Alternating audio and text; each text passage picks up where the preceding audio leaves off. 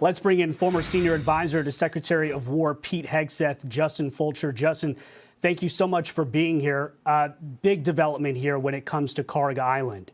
90% of Iran's oil comes from that island. When you hear CENTCOM saying that they've obliterated 90 military targets there and that the United States has sent 2,500 Marines to that region now, what can you tell us about what the next step here is militarily, you think? Well, I think what we've seen is that Kharg Island is, of course, the economic lifeline of Iran. And if that is threatened, hopefully that would bring Iran to realize that escalation is not the right path here. That being said, I think it's very clear by President Trump choosing to preserve that infrastructure, he's allowing the Iranian regime an off-ramp here to peacefully end this with negotiations. That being said, he will be prepared to exercise whatever is required to either secure or destroy the facilities on Kharg Island.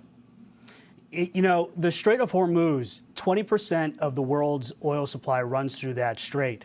And you had President Trump say on Truth Social that he's hopeful that countries like China and France, Japan, South Korea, and the UK that are affected most by this, because it's not the United States that's most affected by the strait being shut down. It is those countries that depend more on oil from that region. Do you think that the conversation with China and with the UK will lead to them sending ships to that strait?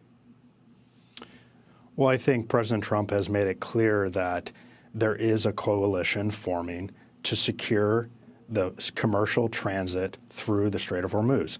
This is an absolutely critical choke point, and like you said, it's certainly more important for other parts of the world and the energy flow. That being said, I think the world is looking for America's leadership here with President Trump, and I do think that we will see a coalition form to make sure that secure transiting of the Strait of Hormuz is possible very soon.